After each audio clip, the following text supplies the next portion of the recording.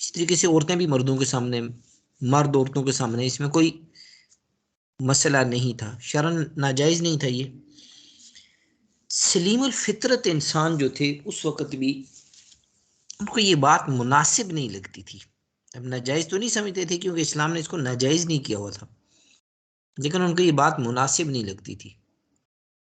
चुनाचे हजरत उमर रजी अल्लाह तआला अन्हु ने इसके मुतालिक हुजूर अकरम सल्लल्लाहु अलैहि वसल्लम से अर्ज की थी कि अल्लाह के रसूल, आप अल्लाह ताला से इल्तिजा कीजिए कि मर्दों और औरतों के दरमियानी फासले का और पर्दे का हुक्म दे दिया करें।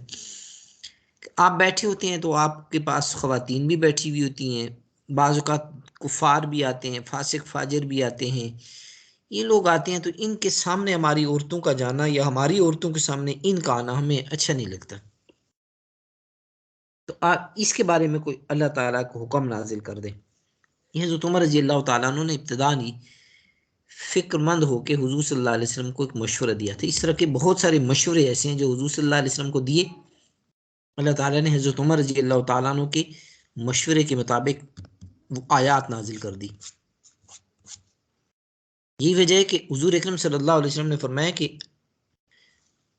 हर नबी की उम्मत में एक इंसान ऐसा होता है कि वो जब अल्लाह ताला उसके दिल में हक उतार के उसकी ज़बान पे जारी कर देते हैं, और मेरी उम्मत में अगर कोई ऐसा इंसान है कि जिसके दिल पे हक उतरता है और उसकी ज़बान पे जारी हो जाता है, वो उमर इब्न खत्ताब है। बल्कि हुज़ूर सल्लल्लाहु अलैहि वसल्लम ने तो यहाँ तक बयान फरमा दिया था कि लौ कान बादी नबिय्यन लकान उमर, अगर मेरे बाद कोई और नबी होता तो उमर इब्न खत्ताब होता। पर्दे के मुतालिक हुज़ूर अकरम सल्लल्लाहु अलैहि वसल्लम से पहले ही इल्तिजा कर दी कि अल्लाह के रसूल, आप अल्लाह ताला से इल्तिजा करें कि इसके मुतालिक कोई हुक्म नाजिल कर दें। सन 3 हिजरी के अंदर, हिजरत के 3 साल के बाद, और बाज़ मुफस्सिरीन ने इसको 5 हिजरी जिक्र किया है, यानी 3 हिजरी या 5 हिजरी पे पर्दे का हुक्म नाजिल हुआ। नाजिल होने का वाक़या एक ही है, हज़रत ज़ैनब रज़ी अल्लाह तआला अन्हा के साथ हुज़ूर सल्लल्लाहु अलैहि वसल्लम का निकाह हुआ। इस निकाह के मौका के बाद हुज़ूर अकरम सल्लल्लाहु अलैहि वसल्लम का वलीमा था उस दिन। हुज़ूर सल्लल्लाहु अलैहि वसल्लम के उस हुजरे के अंदर ही कुछ लोगों के लिए दावत वलीमा का इंतज़ाम किया गया। लोग आए, खाना खाया, खा के बैठे हुए आपस में बातें कर रहे हैं काफ़ी देर तक, और हुज़ूर सल्लल्लाहु अलैहि वसल्लम इस चीज़ को महसूस कर रहे थे कि अभी मजलिस थोड़ी ज़्यादा लंबी होगी, इसको बर्खास्त होना चाहिए।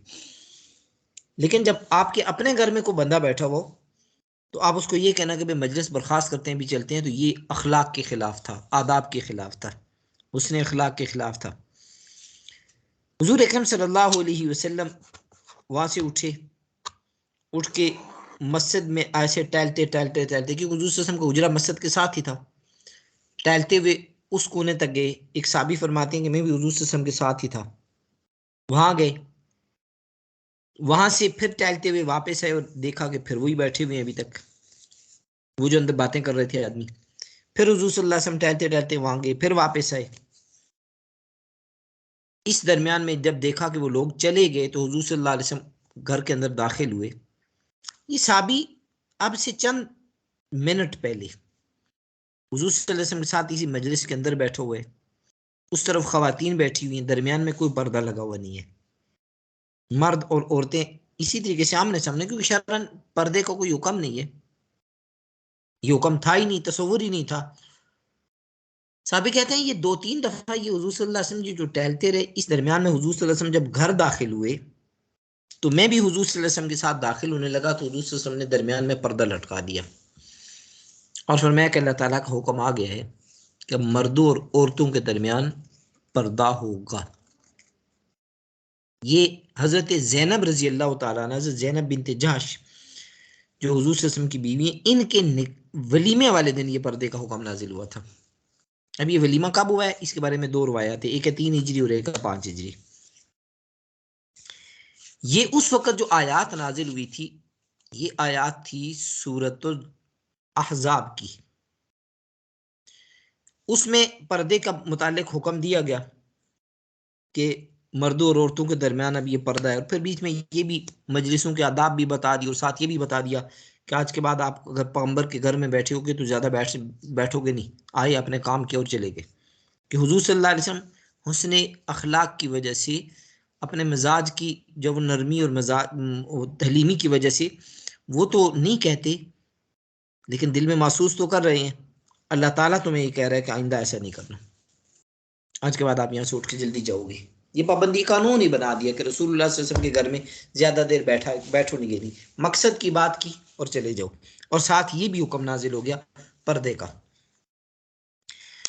ये आयात जो नाजिल हुई थी ये सूरतुल अहज़ाब की थी। उसके बाद ये जो आयात हैं सूरतुल नूर के अंदर जो हमारी आज जेर तिलावत है, ये आयात तो हजरत आयशा रजी अल्लाह तआला अन्हा के ऊपर जो वाक़या इल्ज़ाम लगा था, इस इल्ज़ाम के मौका के ऊपर ये आयात नाजिल हुई थी। और ये सन 6 हिजरी का वाक़या है, क्योंकि ये गज़वा बनी मुस्तलिक, इसी गज़वा का दूसरा नाम गज़वा मुरीसी है। इस गज़वा से वापसी के मौका के ऊपर ये सारा मामला हुआ था, जो हज़रत आयशा रजी अल्लाह तआला अन्हा के इल्ज़ाम लगा और फिर उस इल्ज़ाम की सफाई दी। ये गज़वा मुरीसी या गज़वा बनी मुस्तलिक इस मौका पे हुआ था, और ये गज़वा सन 6 हिजरी के अंदर हुआ था। अब इसके अंदर अल्लाह ताला ने पर्दे के अहकामात मजीद ज्यादा वाज़े करके बता दिए। फरमाया कुल लिल मुमिनीना, ए मोहम्मद सल्लल्लाहु अलैहि वसल्लम आप मुसलमानों से ये कह दें कि यग़ुज़्ज़ू मिन अबसारिहिम, कि ये अपनी नजरें नीची रखा करेंगे, व यहफ़ज़ू फ़ुरूजहुम, और अपनी शर्मगाहों की हिफाजत करेंगे, ज़ालिका अज़का लहुम, ये बात इनके लिए ज़्यादा साफ़ है, इनकी पाकीज़गी के लिए ज़्यादा बेहतर है। इन्नल्लाह ख़बीरुम बिमा यसनऊन, अल्लाह ताला इनके आमाल से अच्छे तरीके से बाखबर है। अब इस आयत के अंदर अल्लाह ताला ने एक तो ये हुक्म दिया यहफ़ज़ू फ़ुरूजहुम, बदकारी नहीं करनी, जिना का इर्तिकाब नहीं करना, और इस जिना के इर्तिकाब से पहले बताया कि कुल लिल मुमिनीन यग़ुज़्ज़ू मिन अबसारिहिम, आप मुसलमानों से ये कह दीजिए कि अपनी निगाहों को पस्त रखें। निगाह नीचे रखने का एक माना यह है कि आदमी आंखें नीचे करके देखे, और दूसरा माना यह है कि वो जगह, जिस जगह को या वो चीज जिसको देखना अल्लाह ताला ने नाजायज करार दिया है उसको ना देखे, चाहे वो दाएं बाएं फेर ले, उस जगह को ना देखे। मकसूद ये है कि वो जहां मना किया गया आपको, उस जगह के ऊपर आपके लिए देखना गलत है। किसी भी गैर महरम औरत को, मर्द के लिए हुक्म है कि किसी भी गैर महरम औरत को बुरी नजर से, लज्जत के हुसूल की नजर से,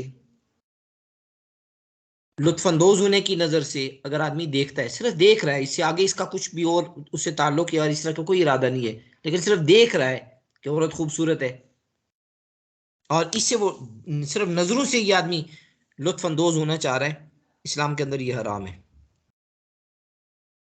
इस्लाम में ये हराम, सिर्फ देखा है, ये कह रहा है हम इसको गलत काम नहीं करते, बस देख रहे हैं जी, देखने से क्या होता है। इस्लाम में इस चीज को भी हराम करार दिया है। और अगर इस आदमी की इस तरह की कोई नीयत नहीं है, लेकिन इरादतन जानबूझ के फिर भी देख रहा है, कोई लत्फानंदोज होना है, ये लज्जत के उसूल इस तरह की चीज के लिए इसका कोई दिल में कोई इरादा और नीयत नहीं है, तो फिर भी ऐसा देखना मकरूह है। यहां नजर झुकाने का हुक्म इस्लाम ने मर्द को दिया है कि औरत के जिम्मा भी है वो पर्दा करे, लेकिन अगर औरत पर्दा नहीं करती तो औरत नाफरमान हो रही है। अगर औरत बेपर्दा होके भी बाहर निकलती है तो मर्द इसको, इस्लाम इसको कह रहा है तू इसको देख ही ना, ना गलत नजर से, गलत नीयत की नजर से, और न ही बगैर किसी नीयत की नजर के।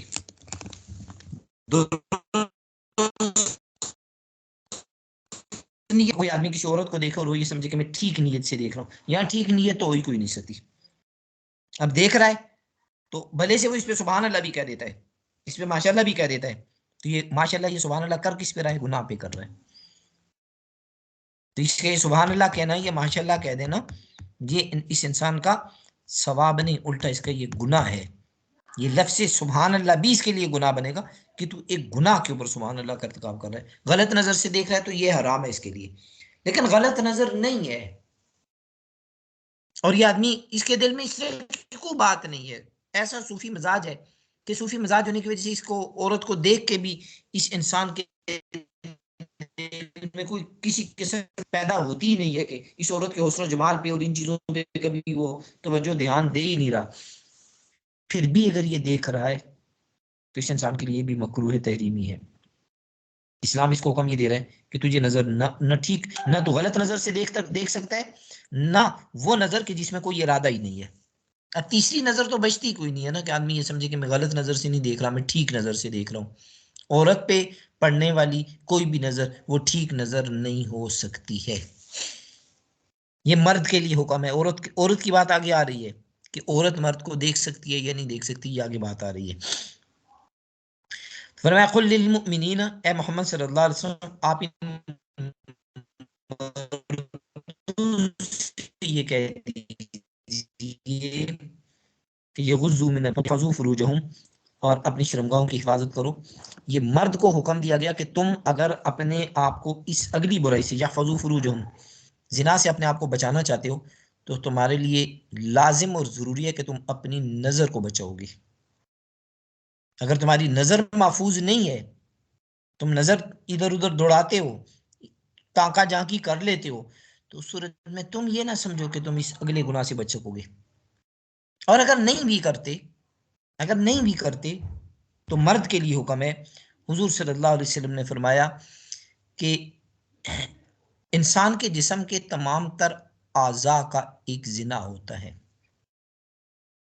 जो इंसान गैर महरम से बात कर रहा है लुत्फानंदोज होने के लिए, एक तो ना जरूरत की बात, वो उस पे आगे आएंगे अगली आयत के अंदर, इसके ऊपर तफसील से, ये चंद दिन ये पर्दे की अहकामात चलते रहेंगे। यहां आज का मुखातब मर्द है सारा। अगर तुम लुत्फानंदोज होने के लिए बात कर रहे हो तो ये तुम्हारी जबान का गुनाह है। तुम उसकी आवाज से लुत्फानंदोज हो रहे हो और सुन रहे हो तो ये तुम्हारे कान का कान का जिना है। हदीस है जिना का लफ्ज इस्तेमाल, तुम्हारे कान का जिना है। लफ्ज गुनाह भी नहीं इस्तेमाल हुआ, जिना का लफ्ज इस्तेमाल हुआ है। अगर तुम उससे बात कर रहे हो तो तुम्हारी जबान का जिना है। अगर तुम उसको छू रहे हो तो तुम्हारे हाथ का जिना है। अगर तुम उसको देख रहे हो तो तुम्हारी आंख का जिना है। अब यहां इस हदीस में मर्द के लिए हुक्म है कि तुम अगर औरत को देख रहे हो तो तुम्हारी आंख जानी बन रही है। तुम आंख के एतबार से तुम इस औरत के साथ गुनाह करने वाली। वो औरत हो सकता है बेखबर हो, उसको नहीं मालूम, वो अपने रास्ते पे चल रही है, वो अपने काम पे लगी हुई है और उसको नहीं मालूम कि मुझे देख रहा है, या उसको मालूम है भी देख रहा है लेकिन वो तो आपको नहीं देख रही, और मर्द उसको देखता जा रहा है। तो उस सूरत में क्या होगा, इस इंसान की नजर का जिना है। फरमाया दिल का जिना, अगर तुम ये चीजें देख के तुम्हारे दिल में ख्याल पैदा होता है कि इससे दोस्ती हो जानी चाहिए, इससे ताल्लुक हो जाना चाहिए, इसके साथ फ्रेंडशिप चलनी चाहिए, तो ये तुम्हारे दिल के अंदर ये तमन्ना हुई है, ये तमन्ना पैदा हो जाना, ये तुम्हारे दिल का जिना है। हुजूर सल्लल्लाहु अलैहि वसल्लम फरमाते हैं ये इंसान के जिस्म के हर हिस्सा अलग अलग जानी बन रहा है। ये मर्द को अहकामात दिए गए थे कि तू संभल जा, तू ठीक हो जा। और अब हमारे मुआशरे में इस जुर्म को, मुआशरे में जो जुर्म हो रहा है, इस जुर्म को औरत के सर पे डाल दिया जाता है। औरत भी कुछ दर्जे में कसूरवार है, लेकिन मर्द अपना काम नहीं कर रहा और कसूरवार औरत को बना दिया। इसको तो पहला हुक्म ही था, तू देख क्यों रहा है। तेरा देखना किसी एतबार से भी जायज बन ही नहीं सकता। औरत की क्या पोजीशन है, औरत मर्द को देख सकती है ही नहीं, इंशाल्लाह कल क्या अहकामात में होगा। लेकिन यहां औरत अगर अपनी जिम्मेवारी पूरी नहीं कर रही तो मर्द अपनी जिम्मेवारी पूरी करे। तू खुद तो ठीक हो जा ना, तू जब खुद ठीक हो जाएगा तो ठीक है। फिर मैं ज़ालिका अज़का लहुम, ये चीज तुम्हारे हक में ज्यादा बेहतर होगी। ज़ालिका अज़का लहुम, ये तुम्हें बड़ा तुम्हें तज़किया दे देगी, तुम्हारे लिए तुम पाकी और सफाई का जरिया बनेगी। लेकिन इन अल्लाह खबीर बिमा यसनून, अल्लाह ताला तुम्हारे आमाल से बहुत अच्छे तरीके से वाकिफ है। दो इकट्ठे आदमी जा रहे हैं आपस में बातें करते हुए, और एक आदमी नजर टेढ़ी करके औरत को देख रहा है। इस साथ वाले बंदे को मालूम नहीं कि ये देख रहा है। अल्लाह ताला फरमाते हैं इन्नल्लाह खबीर बिमा यस्नून। कुरान में एक और जगह इससे भी ज्यादा वाज़ेह अल्लाह ने फरमाया यालमु खाइनतल आयुन, ये तुम्हारी नजरें जो खयानत कर रही हैं ना, अल्लाह ताला इनको भी जानता है। अब नजरों की खयानत क्या है? इधर उधर ताका झांकी करना, इधर उधर नजरें डालना। अल्लाह कह रहे हैं हम इसको जानते हैं, हमारे इल्म में है ये चीज।